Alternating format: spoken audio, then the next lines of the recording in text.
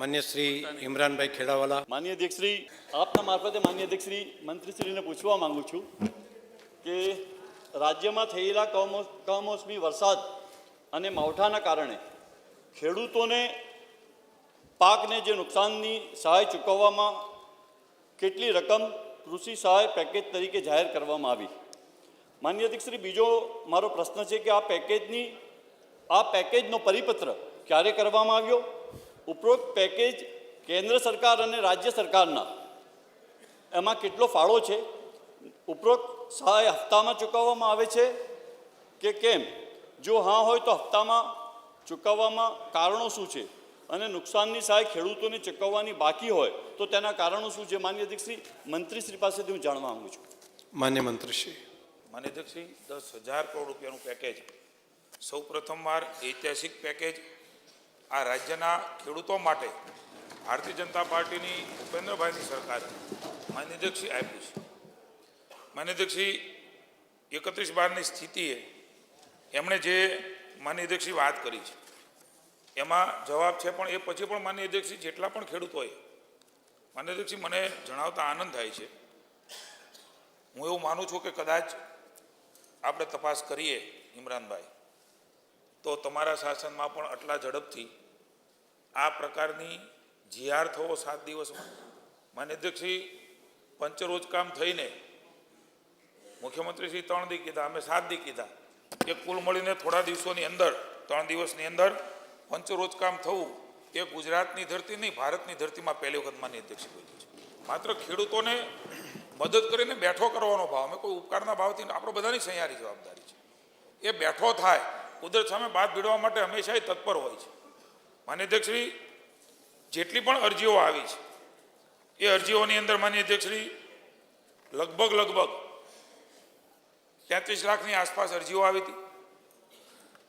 જે મળવાપાત્ર છે એ તમામ અરજીઓનો માન્ય અધ્યક્ષશ્રી અમે નિકાલ કર્યો છે. કેટલીક અરજીઓ 20-25 હજાર જેટલી આશરે, કોઈ આનુષંગિક કાગળો જે સ્કૂટીની થઈને આવી છે અમારી પાસે માન્ય અધ્યક્ષશ્રી, એ તમામને માન્ય અધ્યક્ષશ્રીએ પૂર્તતા થાય એટલે અમે આ સહાયની રકમ માન્ય અધ્યક્ષશ્રી આપવાના છે. માન્ય અધ્યક્ષશ્રી, એમણે બીજો પ્રશ્ન કર્યો 25-26. માન્ય અધ્યક્ષશ્રી, વાવેતર કરેલ બિનપિયત ખેતીના પાકોમાં 33%થી વધારે નુકસાન. માન્ય અધ્યક્ષશ્રી, મારે ધ્યાન દોરવું છે, કેન્દ્ર સરકારની સહાય એ 33% ઉપર હોય છે. કેટલાક અન્ય રાજ્યોની અંદર ભારતીય જનતા પાર્ટીનું શાસન નથી, ત્યાં માન્ય અધ્યક્ષશ્રી 26 થી 75, 75 થી 100 એમ કરીને કેમ ઓછું ઉપાય પ્રકારે કર્યું. પણ માન્ય અધ્યક્ષશ્રી, અમે જાણતા હતા, માની મુખ્યમંત્રીશ્રીએ અવારનવાર મિટિંગો કરી, ભૂપેન્દ્રભાઈએ ખૂબ સંવેદનાથી. માનની અધ્યક્ષશ્રી, મારે આ ગ્રહની અંદર કહેવું જોઈએ,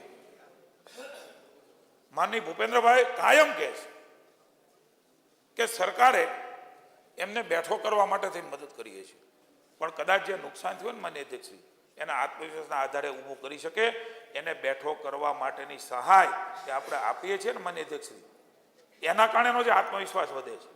બાકી માન્ય અધ્યક્ષશ્રી ગયું હોય છે તો ખૂબ, હું વાત માન્ય અધ્યક્ષશ્રીએ કહેતો હતો કે 33% ઉપરાંત 16,500 ગામોમાં ક્યારેય ન થયું હોય એ પ્રકારનું માન્ય અધ્યક્ષશ્રી ઉદારતાથી, એકવાર પુનરોચ્ચાર કરું છું, ખૂબ ઉદારતાથી માન્ય અધ્યક્ષશ્રી આ સહાય પેકેજ ખેડૂતોને મળે એમના માટેની વ્યવસ્થાઓ ગોઠવી, એના માટેના જીઆરઓ થઈ ગયા 7 દિવસ. માન્ય અધ્યક્ષશ્રી, મારે કહેવું જોઈએ, મુખ્યમંત્રીશ્રીએ એક બાજુ હજી એનું ફોર્મ ભરાતું હોય, 15 દિવસ આપ્યા હોય એને વધારીએ, અને એક બાજુ ખેડૂતના ખાતામાં પૈસા પડવા માંડે.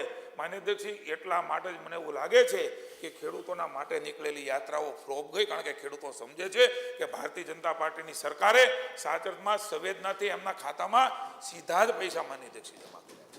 માન્ય અધ્યક્ષશ્રી, SDRFમાં પ્રતિ હેક્ટર એટલે કે ભારત સરકાર દ્વારા 8,500ની સહાય તેમજ રાજ્ય બજેટ હેઠળ વધારાની માન્ય અધ્યક્ષશ્રી 13,500 એમ કુલ 22,000 પ્રતિ હેક્ટર એટલે માન્ય અધ્યક્ષશ્રી 2 હેક્ટરની મર્યાદામાં આ સહાય કરી છે.